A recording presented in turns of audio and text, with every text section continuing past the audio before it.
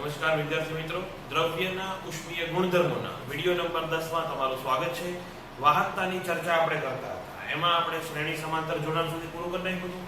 આજે વાહકતાનો હાવ કિસ્સો ખતમ કરવાનો છે, મતલબ એના જે કંઈ થોડા ઘણા દાખલા બાકી છે એ પૂરા કરવાના છે. અને એક નાનો એવો ટોપિક છે વિસ્ટન બ્રિજ કરીને, એ છેલ્લે જોઈ લઈશું. તો આજે શરૂઆત દાખલાથી કરવાની છે, પણ એની પહેલા એક વાત કે આગળના વિડીયોમાં જે કોમેન્ટ આવી હતી કે સર વિડીયો થોડોક નાનો રાખો, તો તમારાથી 37 કે 40 મિનિટ સુધીનો વિડીયો ઝેલાતો નથી તો પછી તમે એક્ઝામમાં 3-3 કલાક કેવી રીતે બેસશો?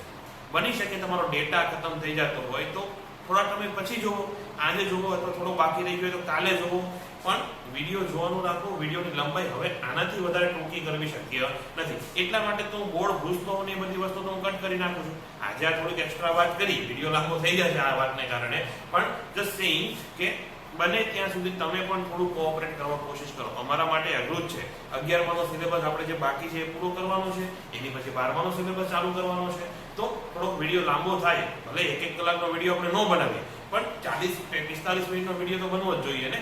તો થોડુંક ધ્યાન આપજો. ઓકે, તો આટલી વાત કર્યા પછી આગળની પહેલી રકમ લખો. અચ્છા હા, બીજી એક વાત કે બીજી એક કોમેન્ટ હતી કે રકમ પૂરી લખાવો કે રકમ થોડીક ધીમેથી લખાવો.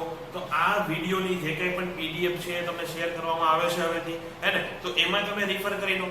એવું કરો, પીડીએફ વાંચીને જ રાખો. થોડું ઘણું એવું લાગે તો તમને અમુક દાખલા એવા હશે કે હાથે આવડી જશે, હે ને? ક્લાસ જોવાની જરૂર નહીં પડે, તો એ બાબતે તમે એને સ્કીપ પણ કરી શકશો. તો વિડીયો જે તમારા ડેટાનો ઇશ્યુ હશે તો એ પણ સોલ્વ થઈ જશે. તો પીડીએફ તમને જે મળે છે એ રિફર કરવાનું રાખો. ડીપીપી એટલે જ વધારે રાખું છું કે ફટાફટ પૂરું થાય. હું ઈઝી ક્વેશ્ચન હોય અને ઓલરેડી હું ડીપીપીમાં જ નાખી દઉં છું, એટલા માટે ક્લાસમાં એમાં ટાઈમ વેસ્ટ ના કરવો પડે. વિડીયો એટલે જ નાનો બને છે, નહીં તો હજી 1 કલાકનો વિડીયો બને છે. ઓકે, તો હવે થોડુંક ધ્યાન આપજો. આજનો પહેલી રકમ લખો કે સમાન પરિમાણના પરંતુ જુદા જુદા દ્રવ્યના બે સ્લેબને શ્રેણીમાં જોડેલા છે. રકમ તમને પીડીએફમાં દેખાતી હશે. ઓકે, તો કદાચ થોડું ઘણું ભૂલ થાય તો ચલાવી લેજો. સમાન પરિમાણના પરંતુ જુદા જુદા દ્રવ્યના બે સ્લેબને શ્રેણીમાં જોડેલા છે. તેમની વાહકતા k અને 2k છે. તો સ્લેબની સમતુલ્ય વાહકતા તમારે શોધવાની છે. બે સ્લેબ છે, એને આવી રીતે આપણે શ્રેણીમાં જોડેલા છે. એકની વાહકતા k છે, બીજાની વાહકતા 2k છે. પરિમાણ સમાન છે, એટલે કે લંબાઈ, ક્ષેત્રફળ એ બધું સમાન. તો ધારો કે આટલા ભાગની લંબાઈ n, તો આની લંબાઈ કેટલી? n. આટલા ભાગના આડછેદનું ક્ષેત્રફળ જો a હોય તો આ ભાગના એટલે કે આ સ્લેબના આડછેદનું ક્ષેત્રફળ પણ a છે. આટલી વસ્તુ આપેલી છે. શોધવાનું શું કીધું છે? સમતુલ્ય, એટલે સમતુલ્ય ઉષ્મા વાહકતા શોધવાનું કીધું છે. તો એના માટે પહેલા સમતુલ્ય અવરોધ શોધવો પડશે. સમતુલ્ય ઉષ્મા વાહકતાનું પૂછે એટલે શું કરવાનું? લાસ્ટ ટાઈમ આપણે થિયરીમાં ડિસ્કસ કર્યું હતું, અત્યારે પાછું કહી દઉં છું કે એટલા જ પરિમાણનો બીજો એક સળિયો લેવાનો. આનું પરિમાણ કેટલું છે? 2n. લંબાઈ આની હવે કેટલી છે? આખા સળિયાની લંબાઈ છે 2n અને આડછેદનું ક્ષેત્રફળ છે a. તો એટલા જ પરિમાણનો બીજો એક સળિયો લઈ લો, જેની લંબાઈ કેટલી હોય? 2n અને આડછેદનું ક્ષેત્રફળ હોય a. અને આનો અવરોધ ઉષ્મા વાહકતા કેટલી છે? k equivalent. ચલો ખાલી k રાખો, દર વખતે eq કોણ લખો? તો એની ઉષ્મા વાહકતા કેટલી છે? k છે નહીં, અને k ઇક્વિવેલન્ટ લખવી પડશે કારણ કે k અહીંયા ઓલરેડી લીધેલી છે. અહીંયા k1 હોત તો પછી k ઇક્વિવેલન્ટ લેવાય. તો આ k eq આપણે શોધવાનો છે. ફરીથી સમતુલ્યનો મતલબ શું થાય કે સમાન પરિમાણનો પરંતુ એક જ દ્રવ્યનો બનેલો સળિયો જો તમે લો અને એની અવરોધકતા સમાન, એટલે કે અવરોધ એનો સમાન હોવો જોઈએ. ઉષ્મીય અવરોધ આનો અને આનો કેવો હોવો જોઈએ? સમાન હોવો જોઈએ. તો પછી એનો k ઇક્વિવેલન્ટ કેટલો હોવો જોઈએ એ આપણે શોધવાનું છે. તો પહેલા ધારો કે આટલા ભાગનો અવરોધ R1, આટલા ભાગનો અવરોધ R2 અને આખા સળિયાનો અવરોધ R, એટલે કે આ બેનો પરિણામી અવરોધ કેટલો છે? R2. તો R બરાબર શું લખાશે? R બરાબર લખાશે R1 R2. કેમ? બે કેવા છે? શ્રેણીમાં જોડેલા છે. હવે R1 ની કિંમત શું? R1 બરાબર હતું L ના છેદમાં k, એટલે કે L ના છેદમાં k a વત્તા આના પણ L ના છેદમાં 2ka આવું થશે. અને આનો જો તમે સરવાળો કરશો તો લસા લઈને ડાયરેક્ટ એવું લખું છું 3L ના છેદમાં 2ka. આ શું આવ્યું? R આવ્યું. અહીંયા R શું થશે? R બરાબર થશે 2L ના છેદમાં k ઇક્વિવેલન્ટ ઇન્ટુ a. આવું થશે. લંબાઈના છેદમાં જે કંઈ પણ એની ઉષ્મા વાહકતા હોય ગુણ્યા એના આડછેદનું ક્ષેત્રફળ, તો 2L ના છેદમાં k a થશે. આને કહી દો પરિણામ નંબર 1 આને કહીશું પરિણામ નંબર 2 અને પછી બંનેને સરખાવી દો તો 1 અને 2 ને સરખાવતા 1 અને 2 ને સરખાવતા 3l ના છેદમાં 2ka બરાબર અહીંયા કેટલું આવ્યું 2l ના છેદમાં k ઇક્વિવેલન્ટ ઇન્ટુ a તો l by k l by a sorry k ને ઉડે l બાય a અને l બાય a કેન્સલ થશે તો અહીંયા શું મળ્યું આ k ઇક્વિવેલન્ટ શોધવો છે ને તો ડાયરેક્ટ લખું છું k ઇક્વિવેલન્ટ બરાબર આ બાકીનું બધું અહીંયા તો બગડો અહીંયા હતો બીજો બગડો આવશે એટલે 4 આ k આવશે એટલે k અને છેદમાં 3 તો આ થઈ ગયો તમારો સમતુલ્ય ઉષ્મા સોરી થઈ ગઈ તમારી સમતુલ્ય ઉષ્મા વાહકતા તમારો નહીં તમારી હે ને તો આ કઈ વાંચો થયું સમતુલ્ય ઉષ્મા વાહકતા નેક્સ્ટ દાખલો છે દાખલા નંબર 7 મને આમાં દાખલા નંબર 7 દેખાય છે તમારામાં કેટલોય ખબર નહીં બાકી પીડીએફ જે તમને મળશે એમાં ફરીથી તમને દાખલા નંબર 7 જ દેખાશે તો આગળનો દાખલા નંબર 7 અચ્છા એની પહેલા હજી એક વાત કહી દઉં અવાજમાં આગળના વિડિયોઝમાં જે અવાજ હતો એની કરતા આજનો અવાજ કંઈક અલગ લાગતો હશે સારો લાગતો હોય તો વાંધો નહીં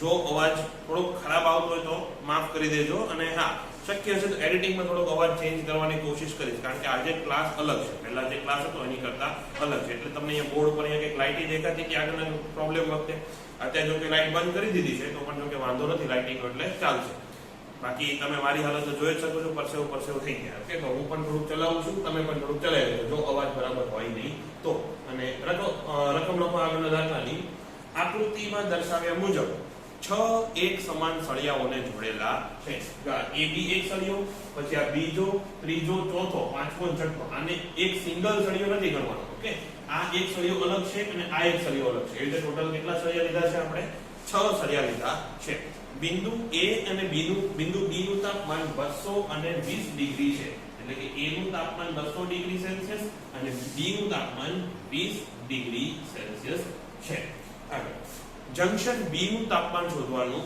છે જો આ દાખલો અલગ અલગ રીતે પૂછે B નું તાપમાન શોધવાનું કે C નું તાપમાન શોધવાનું કે અહીંયા ચલો D છે તો અહીંયા E અને F લઈ લો તો E અને F નું તાપમાન પણ શોધવાનું કે કોઈ પણ તાપમાન શોધવાનું કે દાખલો આવડવો જોઈએ અત્યારે ખાલી B નું તાપમાન શોધવાનું કીધું છે હું તમને આ ચારેયનું તાપમાન શોધીને બતાવીશ અને એ પણ કહી દઉં F નું તાપમાન E ના તાપમાન જેટલું જ હશે દાખલો જોવામાં કદાચ અઘરો લાગતો હશે 11માં તમે અવરોધ અને સર્કિટ વિશે એટલું બધું નથી ભણ્યા એટલે તમને કદાચ જોવામાં અઘરો લાગતો હશે બાકી તમને એટલું હું કહી દઉં કે 12માં જ્યારે તમે સર્કિટ વાળા પ્રોબ્લેમ ભણશો એટલે આ ટાઈપના પ્રોબ્લેમ તમને કાંઈ નહીં લાગે હે ને અહીંયા જેમ તાપમાનનો ફેરફાર છે ત્યાં એમ વિદ્યુત સ્થિતિમાનનો તફાવત આવશે અને એકદમ ઈઝી લાગશે આ દાખલા અત્યારે કદાચ થોડોક અઘરા લાગે તો ધ્યાનથી થોડુંક ભણી લેજો બાકી 12માં ગયા પછી આ દાખલા આમ સોલ્વ થવાના છે ચાલ ચાલ અબે मैं डरता नहीं उधर से તો અત્યારે A નું તાપમાન આપેલું છે 200 B નું તાપમાન આપેલું છે 20 આટલી જ વસ્તુ છે બીજું શું કીધું છે કે 6 સળિયા કેવા છે એક સમાન છે એટલે જો એમ તો કે AB નો અવરોધ R છે ઉષ્મીય અવરોધ AB નો કેટલો છે R તો BE EC CD FC અને BF આ બધાના અવરોધ R હશે તો હવે આની સમતુલ્ય સર્કિટ દોરવાનું શું કે સર્કિટમાં હવે ધ્યાન આપજો આ સમતુલ્ય સર્કિટમાં શું થશે તો કે આ AB હવે BE અને EC એ શ્રેણીમાં છે કે સમાંતરમાં તો જો તમે ધારો કે તમે ખુદ ઉષ્મા છો A થી B સુધી આવ્યા B પાસે આવીને તમારી પાસે બે ઓપ્શન છે યા તો તમે E માં જાઓ યા તો તમે F તરફ જાઓ એટલે કે આ બે લાઈન છે કેવી છે સમાંતરમાં જોડેલી છે એટલે કે અહીંયાથી આ BE વાળો ભાગ અને BF વાળો ભાગ કેવો છે સમાંતરમાં છે પણ E ઉપર પહોંચ્યા પછી તમારી પાસે કોઈ ઓપ્શન છે EC માં જવા સિવાય નથી એટલે કે BE અને EC કેવા છે શ્રેણીમાં છે ફરીથી કહું છું આ BE અને BF કેવા છે સમાંતરમાં છે પણ એની પહેલા BE અને EC કેવા છે શ્રેણીમાં છે તો એનો સમતુલ્ય અવરોધ આવી રીતે દોરાશે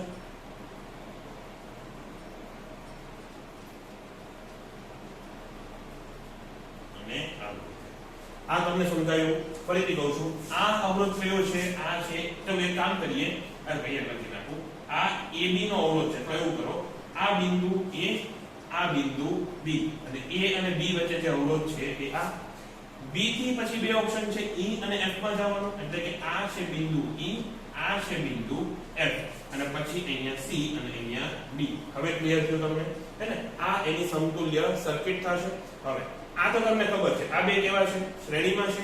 આ બેના અવરોધ કેટલા છે? R R છે. આનો અવરોધ R R છે. તો આની સમતુલ્ય સર્કિટ જો હું આગળ દોરું તો આવી બનશે. તો પહેલા AB વાળો ભાગ એમનેમ રહેવા દો. પછી અહીંયા જો આ 2R અને આ 2R એ બે પાછા કેવા છે? સમાંતરમાં છે. એટલે એ આવું થશે.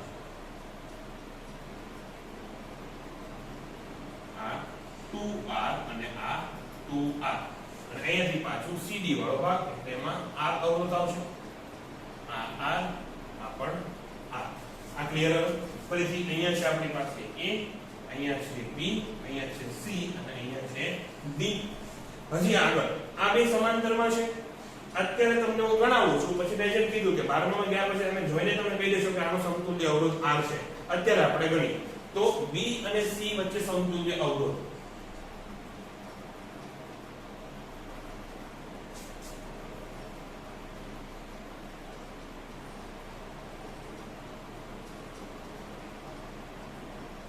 B અને C વચ્ચે દેખાઈ ગયું છે બોર્ડમાં?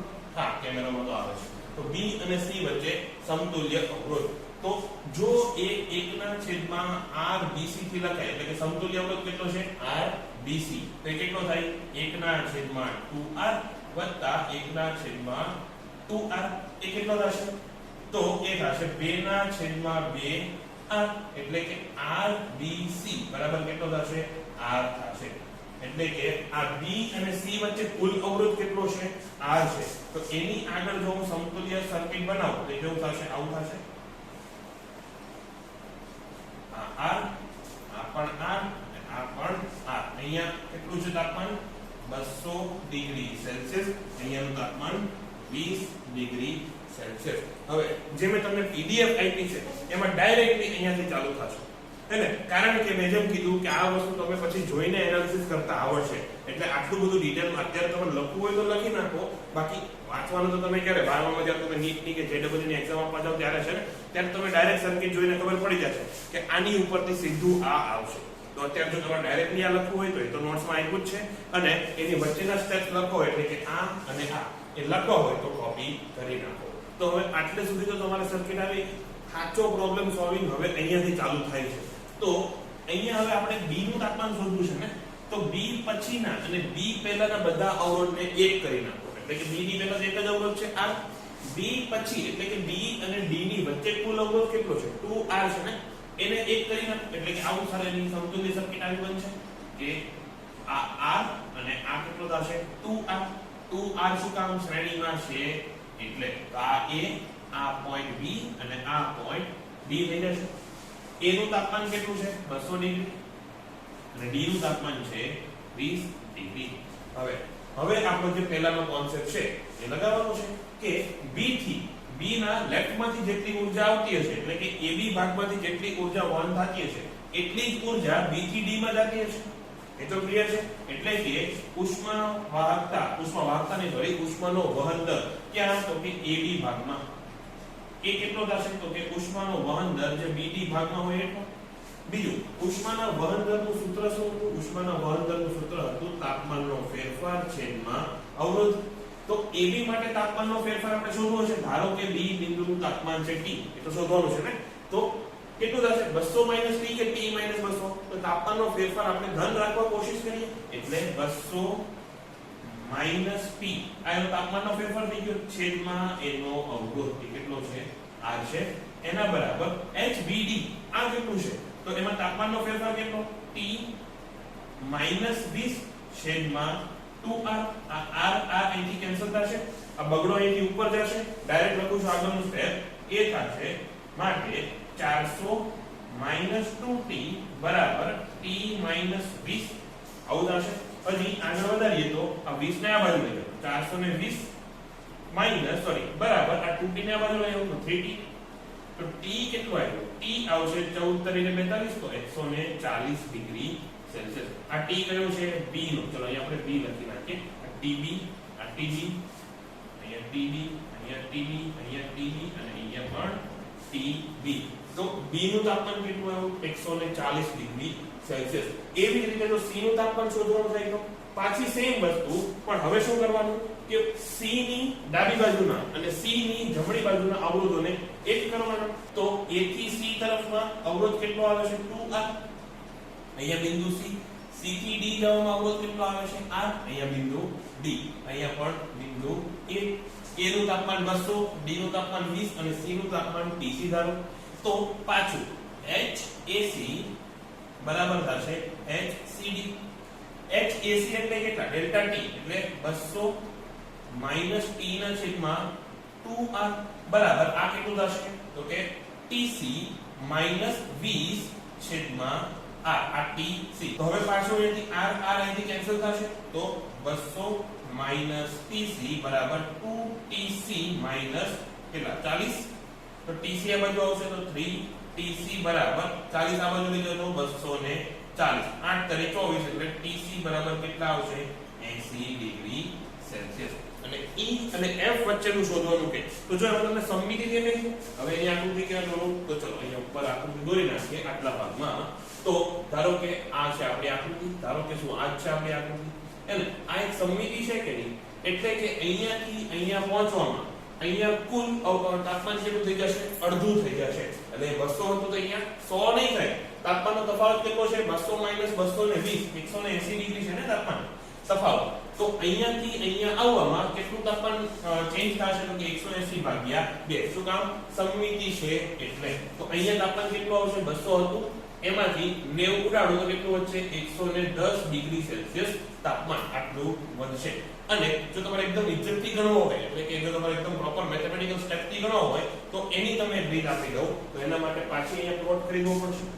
તો ચલો આટલી જગ્યામાં થઈ જશે.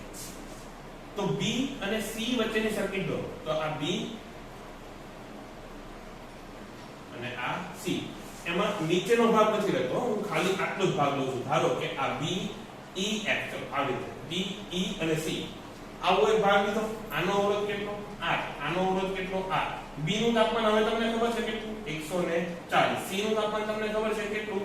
80 ડિગ્રી. હવે આનો યુઝ કરીને, આ મેથડ યુઝ કરીને દાખલો ગણિત આવડશે કે તાપમાનનો ફેરફાર છેદમાં R બરાબર અહીંયા તાપમાનનો ફેરફાર છેદમાં R. આ રીતે દાખલો ગણશો તો તમારો જવાબ આવશે અહીંયા TE. એ કેટલું આવશે? એ આવશે 110 ડિગ્રી સેલ્સિયસ. અને એવી જ રીતે TF પણ કેટલું આવશે? 110 ડિગ્રી સેલ્સિયસ. આ થોડી એક્સ્ટ્રા વાત હતી. બાકી આજના દાખલામાં તો કેટલું ગણવાનું છે કે B નું તાપમાન કેટલું આવશે એ. આગળની રકમ નંબર 8. 3 એક સમાન સળિયા AB, CD અને PQ ને આકૃતિ મુજબ જોડેલા છે. P અને Q એને ક્યાં આપણે રાખેલા છે? તો કે AB ના મધ્ય બિંદુથી જોડેલા છે. સોરી, AB અને CD ના મધ્ય બિંદુથી જોડેલા છે P અને Q સળિયાને. તો હવે છેડા A, B, C અને D ના તાપમાન આપેલા છે 0, 100, 60 અને 30. તો તમારે શોધવાનું એ છે કે P અને Q માં ઉષ્માનું વહન કઈ દિશામાં થશે? P અને Q માં ઉષ્માનું વહન કઈ દિશામાં થશે? તો પહેલી વાત, ઉષ્માનું વહન ક્યાંથી ક્યાં થાય? ઊંચા તાપમાનથી નીચા તાપમાન તરફ થાય. આ તો બધાને ખબર જ છે. તો જોઈએ કે એમાં ઊંચું તાપમાન કયું અને નીચું તાપમાન કયું. અહીંયા શરીર તોડ્યું કામ નાખ્યું? જોવા કે P નું તાપમાન કેટલું હશે અને Q નું. ધારો કે શરૂઆતમાં કોઈ પણ જોડાણ નથી, તો તાપમાન કેવી રીતે હશે એ આપણે શોધીએ. તો મેં શું કીધું હતું? જો સમમિતિ હોય તો મધ્યમાં તાપમાન કેટલું આવે? બેના તફાવતનું અડધું. ફરીથી, જો સમમિતિ હોય તો બેના મધ્યમાં તાપમાન કેટલું આવે? તફાવત, ટોટલ તફાવત હોય એનું અડધું. અથવા તમે આ રીતે પણ શોધી શકો. સ્ટાર્ટિંગમાં દાખલો કરાયો તો ખબર છે કે લંબાઈ અને તાપમાનનો તફાવત, ચલો ડેલ્ટા T લખી રાખું. લંબાઈ અને તાપમાનનો તફાવત યાદ છે? જો લંબાઈ 10 મીટર હોય ત્યારે તાપમાનનો તફાવત 100 મીટર હતો. જો લંબાઈ x હોય તો તાપમાનનો તફાવત કેટલો હતો? આવું કરાયું હતું ને. એટલે કે જો તમે લંબાઈ ટોટલ લંબાઈ કરતા અડધી લઈ લો તો પછી તાપમાનનો તફાવત કેટલો હશે? ટોટલ તફાવતનો અડધો. હવે તો યાદ આવે છે. તો P નું તાપમાન કેટલું હશે? જો તો A થી B સુધીમાં જાવ તો તમારું તાપમાન કેટલું હશે? 50 ડિગ્રી.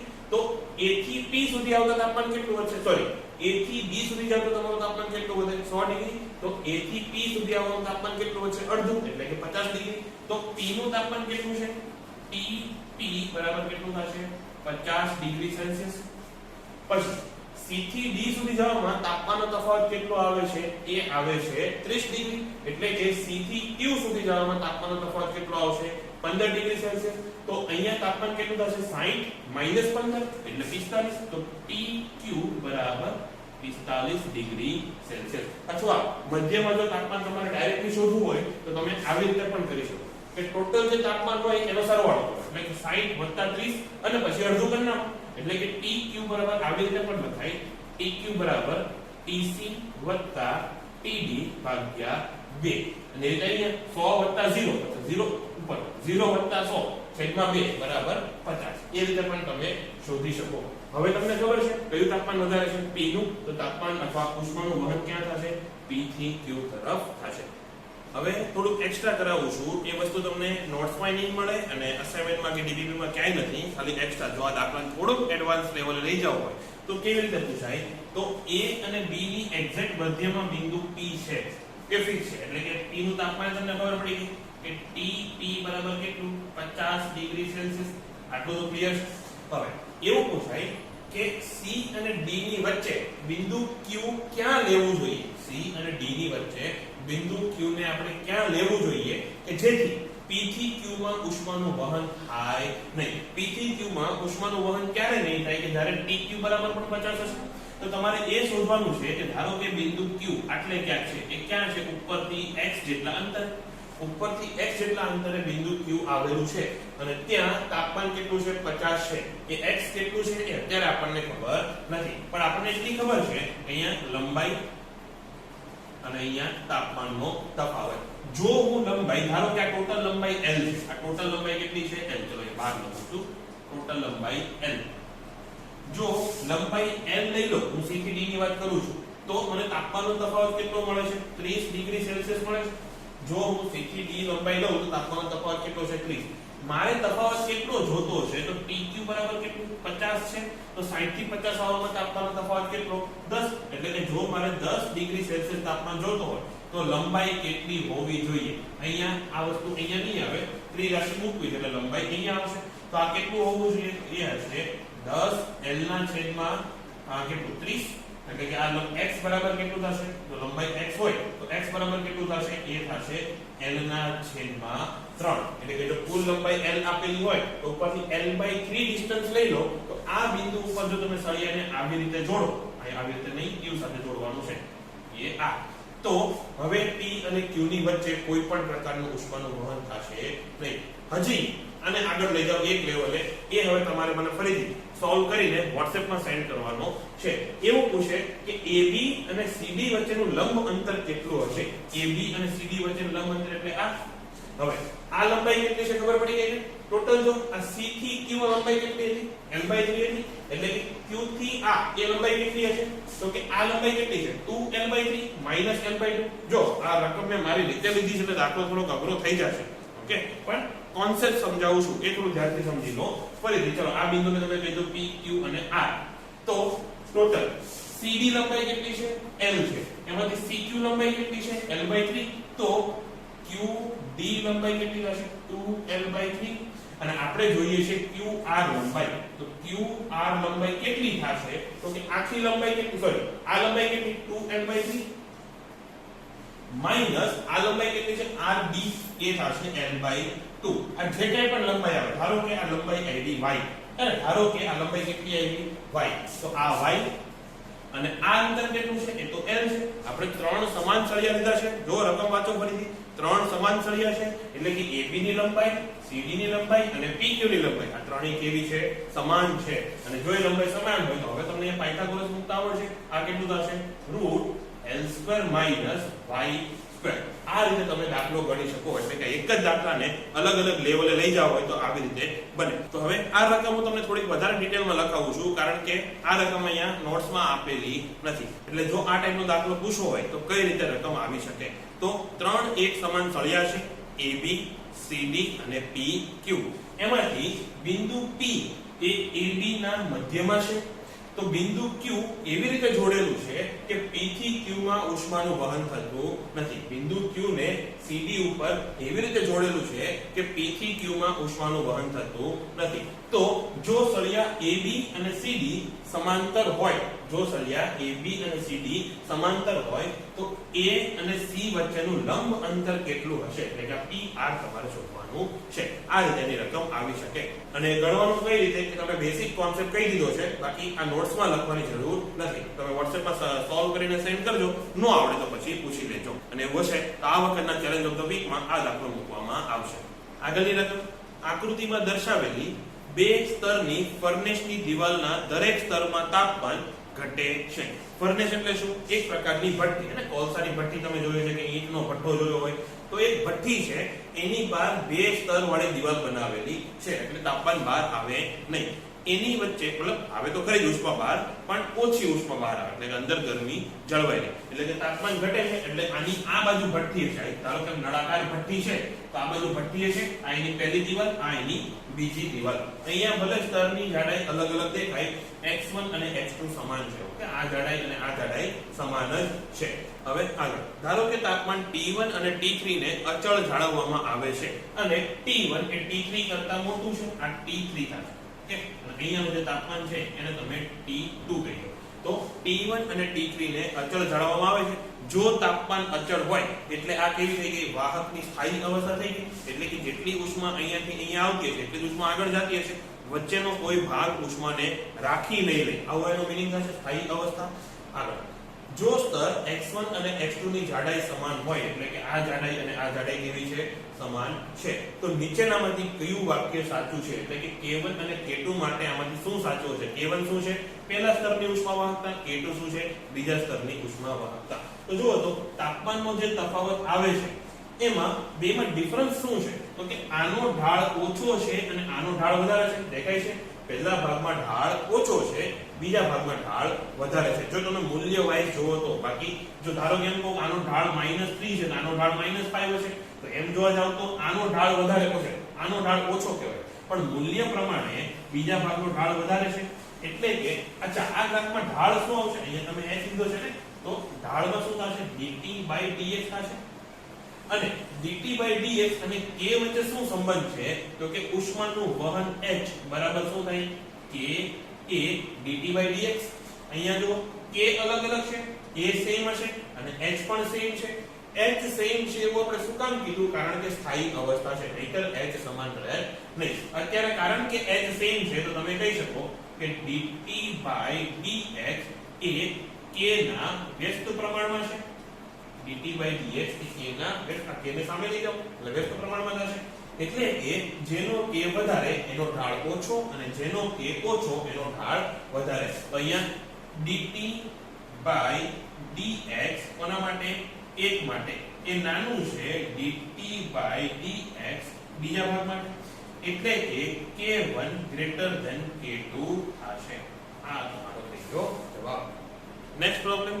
નળાકાર સળિયાનો એક છેડો વરાળ ચેમ્બરમાં અને બીજો છેડો દર 1 સેકન્ડે 0.1 ગ્રામ પીગળતું હોય એવા બરફમાં રાખેલો છે. એટલે કે ધારો કે આ આપણી પાસે વરાળ ચેમ્બર, એટલે અહીંયા તાપમાન કેટલું હશે? 100 ડિગ્રી સેલ્સિયસ. એમાં તમે નળાકાર સળિયો રાખેલો છે, એને તમે આ બાજુ કેમ રાખ્યો છે? તો કે બરફ. એટલે અહીંયા તમારી પાસે બરફના ચોસલા કંઈક પડ્યા છે. એ કેટલો પીગળે છે? દર 1 સેકન્ડમાં 0.1 ગ્રામ પીગળે છે.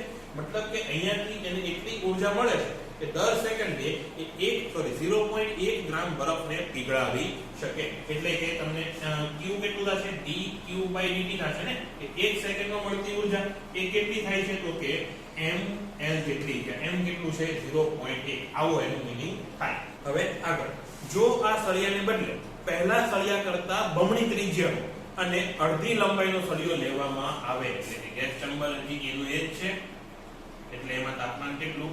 100 ડિગ્રી સેલ્સિયસ. પણ હવે જે તમે સળિયો વાપરો છે એની જાડાઈ કેટલી છે? બમણી, અથવા ત્રિજ્યા અથવા વ્યાસ એ કેટલો છે? બમણો. અને આ બાજુ પણ હજી તમે શું વાપર્યું છે? બરફનું ચેમ્બર છે, એટલે અહીંયા તમારી પાસે બરફ પીગળો છે. આવી હવે કેટલી ઉષ્મા આવશે? અને હવે ઉષ્મા વધી જવાની સીધી વાત છે. જે કંઈ પણ અવરોધ છે એ લંબાઈના સમપ્રમાણમાં અને ત્રિજ્યા કે ક્ષેત્રફળના વ્યસ્ત પ્રમાણમાં છે. એટલે ક્ષેત્રફળ વધ્યું અને લંબાઈ ઘટી તો અવરોધ ઘટવાનો, અવરોધ ઘટે તો dq by dt એ વધવાનું, જો dq by dt વધે તો આ m વધવાનું, એટલે હવે વધારે બરફ પીગળશે. આ તો ક્લિયર છે. એટલે પહેલા તમારે ઓપ્શન ચેક કરી લેવાનું કે 0.1 કરતા વધારે ક્યાં આપ્યું છે, હે ને? 0.1 થી વધારે જો એક જ ઓપ્શન હોય તો પછી એને જ પકડી લેવાનું. વધારે ઓપ્શન હોય તો પછી આગળ દાખલા ગણવા પડશે. તો દાખલામાં હવે પહેલા L1 બરાબર L લઈ લો તો L2 બરાબર કેટલું થશે? L ના છેદમાં 2 થશે. પછી A1 બરાબર A લઈ લો તો A2 બરાબર, ચલો A નહીં, આપણે R ની રીતે વાત કરો તો R1 બરાબર R લઈ લો તો R2 બરાબર 2R થશે. અને જો R1 બરાબર R તો A1 બરાબર A થશે. તો અહીંયા A2 બરાબર કેટલું થશે? પાઈ R સ્ક્વેર કરવાનો, ત્રિજ્યાનો વર્ગના સમપ્રમાણમાં, એટલે કે અહીંયા આ કેટલું થશે? 4A થશે. આટલું ક્લિયર? પહેલા અહીંયા A કેટલું આવશે? 4A, 2A નહીં કરતા તો કે લગભગ બધાને ખબર જ છે. હવે અહીંયાથી ચાલુ કરવાનું છે કે dq by dt જે છે અથવા h લઈ લો. ચાલો h એ શું હશે? ml હશે. h બરાબર ml હશે. તો h કોના સમપ્રમાણ? તો કે આપણને ખબર છે કે h બરાબર થાય ડેલ્ટા t ના છેદમાં r. ચલો ડાયરેક્ટ લખો અહીંયા. ચલો આવી રીતે ચાલુ કરો કે h બરાબર ml તો ડેલ્ટા t ના છેદમાં r બરાબર ml. હવે r એટલે શું? એ l by k એ થશે. અથવા ચલો અહીંયા પણ ડાયરેક્ટ લખો. આ શું થશે? k a ના છેદમાં l. આવું કહેવાય ને, k a ડેલ્ટા t ના છેદમાં l બરાબર ml થશે. તો અચ્છા, આ l અને આ l નો વર્ગ નહીં કરવાનો. આ શું છે? લેટેન્ટ હીટ અથવા ગલનયુક્ત ઉષ્મા, અને આ છે એની લંબાઈ, એની એટલે કે સળિયાની લંબાઈ. તો હવે કેટલી વસ્તુ તમે નથી બદલતા? તો કે l, હે ને? ગલનયુક્ત ઉષ્મા તો નથી બદલાવાની. અને ડેલ્ટા t એ પહેલા કેટલું હતું? 100 ડિગ્રી સેલ્સિયસ. હજી કેટલું છે? 100 ડિગ્રી સેલ્સિયસ. એટલે ત્યાં પણ કાંઈ વાંધો નથી. કેટલી વસ્તુ તમે બદલો છો? તો એ છે a, ક્ષેત્રફળ બદલાય છે.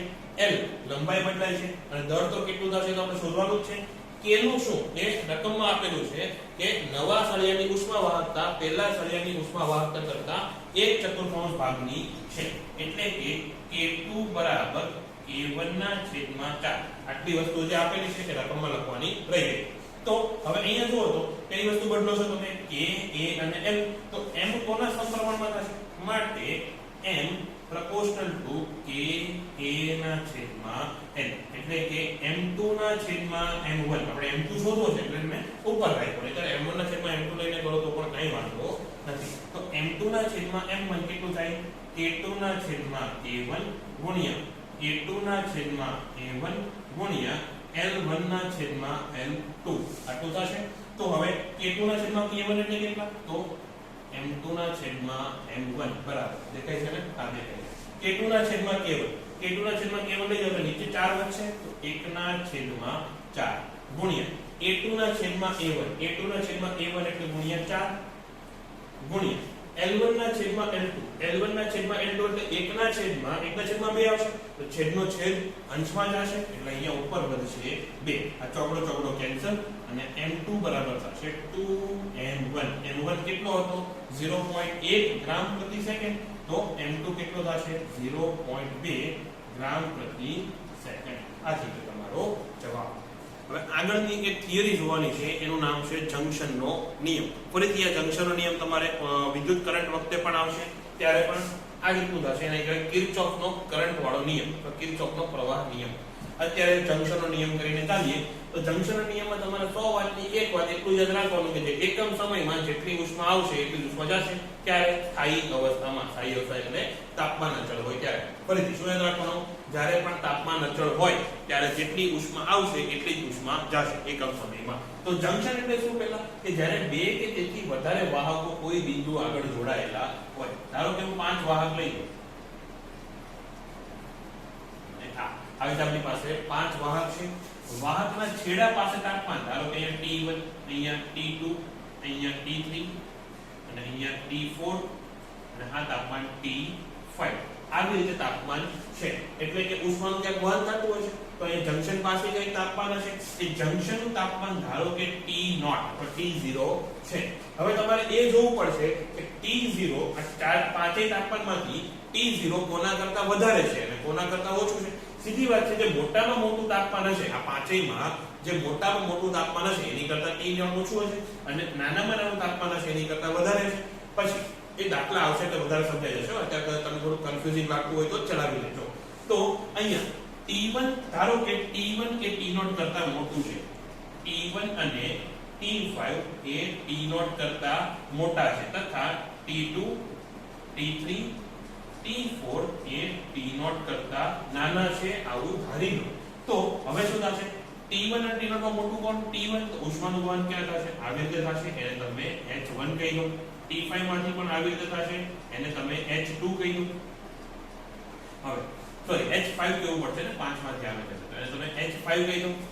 હવે T0 અને T2 માં કોણ મોટો છે? તો કે T2 મોટો છે કે T0 મોટો? હવે જો T0 મોટો છે. ખોટો લખ્યો? હા, અહીંયા ગ્રેટર ધેન આવશે, સોરી લેસ ધેન આવશે. તો અહીંયા T2 નાનો છે અને T0 મોટો છે. તો હવે પ્રવાહ કેવી રીતે વહે છે? તો કે T0 થી T2 તરફ. તો આવી રીતે ઉષ્મા પ્રવાહ આવશે, અહીંયા આવી રીતે આવશે અને અહીંયા આવી રીતે આવશે.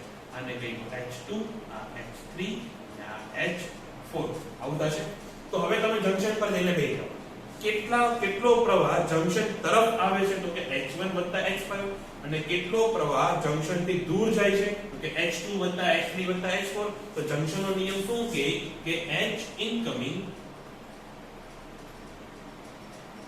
બરાબર H આઉટગોઈંગ. H ઇનકમિંગ બરાબર H આઉટગોઈંગ. H ઇનકમિંગ કેટલો છે? H1 H2 અને H આઉટગોઈંગ કેટલો છે? H2 H3 H5 અને H2 નહીં H5 આવશે, અહીંયા 4 આવશે, સોરી. તો H1 H5 બરાબર H2 H3 H4. આ થઈ ગયો જંક્શનનો નિયમ. બીજું આમાં કાંઈ એક્સ્ટ્રા નથી. આ દાખલા તમને જેટલી થિયરી અઘરી લાગતી કે કન્ફ્યુઝિંગ લાગતી હશે એની કરતા દાખલા એટલા જ ઈઝી આવશે. તો જંક્શનનો આગળનો દાખલો લખો એટલે ક્લિયર થઈ જાય. સરખા પરિમાણના 3 સળિયાની ઉષ્મા વાહકતા 3K 2K અને K છે. તો આકૃતિમાં દર્શાવ્યા મુજબની ગોઠવણ માટે જંક્શનનું તાપમાન શોધો. આ રીતે જો તમે ગોઠવણ કરેલી હોય એટલે કે આ સળિયા ઉપર આ છેડા ઉપર તાપમાન કેટલું? 100, આ છેડા ઉપર તાપમાન 50 અને અહીંયા તાપમાન 0. આ રીતે જો તમે ગોઠવણ કરેલી હોય તો જંક્શન પાસે કેટલું તાપમાન છે શોધવાનું છે. પહેલી વસ્તુ અને રકમનો પહેલો શબ્દ શું છે? સરખા પરિમાણ. એટલે કે બધાની લંબાઈ અને બધાના આડછેદનું ક્ષેત્રફળ કેવું છે? સમાન છે. આટલી વસ્તુ ધ્યાનમાં રાખીને ગણવાનું છે. હવે જ્યારે પણ આ ટાઈપના દાખલા આવે એટલે તમારે પહેલા જોઈ લેવાનું કે મોટામાં મોટું તાપમાન કયું છે? 100 છે. નાનામાં નાનું તાપમાન કયું છે? 0 છે. એટલે સીધી વાત છે કે તાપમાન 100 કરતા તો મોટું જ હશે, 0 કરતા તો સોરી 100 કરતા તો નાનું જ હશે, 0 કરતા તો મોટું જ હશે. તો પ્રવાહ તમને અહીંયા મળી જશે ઈઝીલી. અહીંયા આમ હશે અને અહીંયા આમ હશે. આટલું તો ક્લિયર છે કે મોટામાં મોટું તાપમાન હોય ત્યાંથી જંક્શન તરફ પ્રવાહ આવતો હશે અને નાનામાં નાનું તાપમાન હોય એ બાજુ પ્રવાહ જતો હશે. પ્રોબ્લેમ થશે આમાં કે તાપમાન 50 કરતા મોટું છે કે નાનું? જો આ તાપમાન 50 કરતા મોટું હોય તો પ્રવાહ આમ જશે અને જો આ તાપમાન 50 કરતા નાનું હોય તો પ્રવાહ અંદર આવશે. એમાંથી કયું લેવાનું? તો એમાં તમારે ધારી લેવાનું. અત્યારે ધારો કે તાપમાન T એટલે કે જંક્શનનું તાપમાન એ 50 કરતા નાનું છે. ધારી લેવાનું. ખોટું હશે તો પણ એ છેલ્લે જવાબ તમારો બરાબર આવી જશે. અત્યારે આટલું શું ધારી લેવાનું કે તાપમાન 50 કરતા નાનું છે. એટલે કે પ્રવાહ કેમ આવતો હશે? અહીંયાથી આમ આવતો હશે. 50 કરતા નાનું છે ને, તો 50 મોટું હોય તો મોટાથી નાના તરફ પ્રવાહ આવશે. આને કહી દો હવે તમે H1, આને કહી દો H2, આને કહી દો H3. તો જંક્શન ઉપર જઈને બેસી જાઓ. જુઓ તો કેટલો પ્રવાહ તમારી તરફ આવે છે? તો એ છે H1 H2 અને જંક્શનની બહાર જતો પ્રવાહ કોણ છે? તો એ છે H3. આટલો પ્રવાહ આવે છે અને આટલો પ્રવાહ જાય છે. તો H1 બરાબર શું થશે? H1 બરાબર થશે KAL. આ ધારો કે આ K1 છે હે, તો K1 A અને તાપમાનનો તફાવત કેટલો? 100 - T છેદમાં લંબાઈ કેટલી છે? L વત્તા H2 કેટલું થશે? K2A. તાપમાનનો તફાવત કેટલો છે? 50 - T એના છેદમાં એની પણ લંબાઈ L એના બરાબર થશે. આ વસ્તુ દેખાય છે? હા, અહીંયા લખું તો દેખાશે. તો એ કેટલું થશે? K3A. તાપમાનનો તફાવત કેટલો થશે? T - 0. તો ખાલી T લખું છું તો KAT સોરી K3AT એના છેદમાં લંબાઈ. K1 કેટલું છે? 3K છે તો 3K. AL કેન્સલ થઈ જશે બધેથી. તો 3K 100 - T વત્તા 2k 50 માઈનસ t બરાબર k ગુણ્યા t અને આમાંથી પાછળ k કેન્સલ થશે અને જો તમે સાદુરૂપ આપશો તો t બરાબર આવશે 200/3 ડિગ્રી સેલ્સિયસ અથવા 66.66 ડિગ્રી સેલ્સિયસ આટલો તમારો જવાબ આવશે. આ મેથેમેટિકલ જે સિમ્પ્લિફિકેશન છે, આ જે સાદુરૂપ છે એ બાકી રાખ્યું છે, એ સ્ટેપ તમે સ્કીપ કરતા નહીં, પ્રોપરલી ગણજો. હવે આજનો છેલ્લો દાખલો, એટલે હું ગરમીમાંથી છૂટું. તો આકૃતિમાં દર્શાવેલા 4 સમાન સળિયાથી બનતા જંક્શનનું તાપમાન શોધવાનું છે. આકૃતિ કેવી છે? એક સળિયો આમ, બીજો સળિયો આમ. આ બીજો નથી, ટોટલ 4 સળિયા છે. ઓકે, આ પહેલો, બીજો, ત્રીજો ને ચોથો. પહેલા સળિયાના છેડા ઉપર અહીંયા તાપમાન કેટલું છે? 0 ડિગ્રી સેલ્સિયસ. અહીંયા તાપમાન કેટલું છે? 30 ડિગ્રી સેલ્સિયસ. અહીંયા 60 ડિગ્રી સેલ્સિયસ અને અહીંયા 90 ડિગ્રી સેલ્સિયસ. આવી રીતે જંક્શન બનાવેલું છે. આ જંક્શન પાસે તમારે તાપમાન T શોધવાનું છે. એક સારી વસ્તુ એ છે કે ચારેય સળિયા કેવા છે? સમાન છે. એટલે કે K સમાન, A સમાન અને L સમાન. તો હવે હું શોર્ટમાં ગણીશ, તમારે પ્રોપરલી ગણવાનું છે. હું K, A અને L લખવાનો નથી, કારણ કે કેન્સલ થઈ જવાનું છે. ઓકે, પણ તમારે પ્રોપરલી લખવાનું છે. તમારે મારી રીતે માળખું થવાનું નથી. હવે પહેલા આપણે શોધવું પડશે કે તાપમાન એ છે કે આ કોની કરતા મોટું ને કોની કરતા નાનું હશે. તો પહેલા તો સીધી વાત છે, 0 કરતા તો તાપમાન મોટું જશે, એટલે અહીંયા પ્રવાહ H1 આવી રીતે જશે. 90 કરતા તો તાપમાન નાનું હશે, મોટું તાપમાન કોણ છે? 90, એની કરતા નાનું હશે, એટલે પ્રવાહ H4 આવી રીતે આવશે. H3 અને H2 વિશે વિચારવાનું રહ્યું. તો ધારો કે તાપમાન T એ 60 કરતા મોટું છે. આ જંક્શનનું તાપમાન 60 કરતા મોટું છે, એટલે 30 કરતા તો ઓટોમેટિકલી મોટું થઈ જશે. તો પછી પ્રવાહ અહીંયાથી આમ જશે અને અહીંયાથી આમ જશે. એટલે આવતો પ્રવાહ કોણ છે? ખાલી H4. જતા પ્રવાહમાં કોણ છે? H1, H2 અને H3. આટલા 3 પ્રવાહ આવશે. અચ્છા, એક વસ્તુ કહેતા ભૂલી ગયો.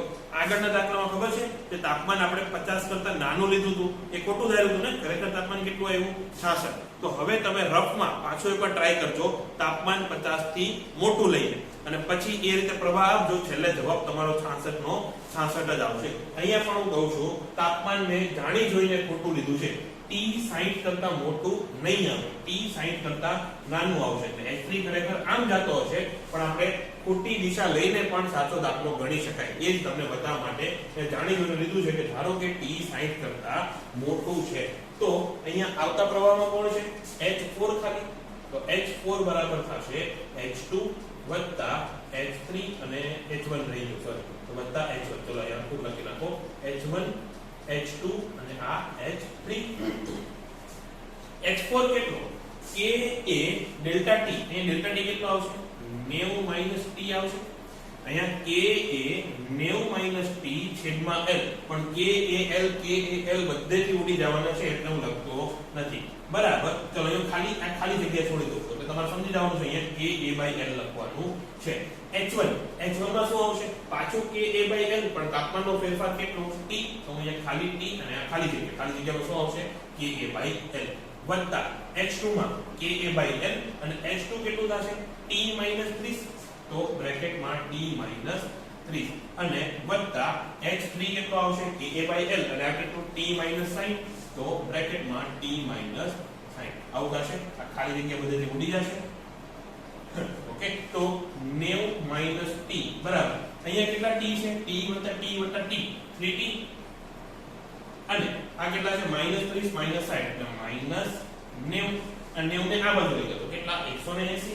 તો 180 બરાબર 4T થશે. તો T બરાબર કેટલું આવ્યો? 45 ડિગ્રી સેલ્સિયસ. એટલે કે આ T તાપમાન 60 કરતા ઓછું હશે, એટલે H3 આમ આવવાને બદલે આમ જતો હશે. આ ક્લિયર થયું? એટલે જો તમે અહીંયા સાચી રીતે ધાર્યું હોય કે T એ 60 કરતા નાનો છે અને 30 કરતા મોટો છે, એવું જો ધાર્યું હોય, તો H3 આમ જતો આવે, તો ખરેખર સૂત્ર શું બને? H4 વત્તા H3 બરાબર H1 વત્તા H2. આમાં હવે પાછી કિંમત મૂકીને તમે જાતે ચેક કરી લેજો, તમારો જવાબ 45 ડિગ્રી આવશે. એટલે સાચી ખોટી દિશા ધારી લો તો કોઈ ટેન્શન લેવાનું નહીં, છેલ્લે તમારો જવાબ સાચો આવી જશે. એટલું ધ્યાન રાખવાનું કે નાનામાં નાનું જે તાપમાન હોય એની તરફ ઊર્જા જતી હોય, અને મોટામાં મોટું તાપમાન હોય એમાંથી દૂર તરફ ઊર્જા જતી હોય. એટલું ખાલી ધ્યાન રાખવાનું. બાકી વચ્ચેના જંક્શનમાં અથવા વચ્ચેના બીજા કોઈ વાયરમાં કોઈ ટેન્શન લેવાની જરૂર નથી. તો બસ આજનો આજનો ક્લાસ અહીંયા પૂરો. તમારી કરતાં મને વધારે રાહત થઈ અને બાય બાય.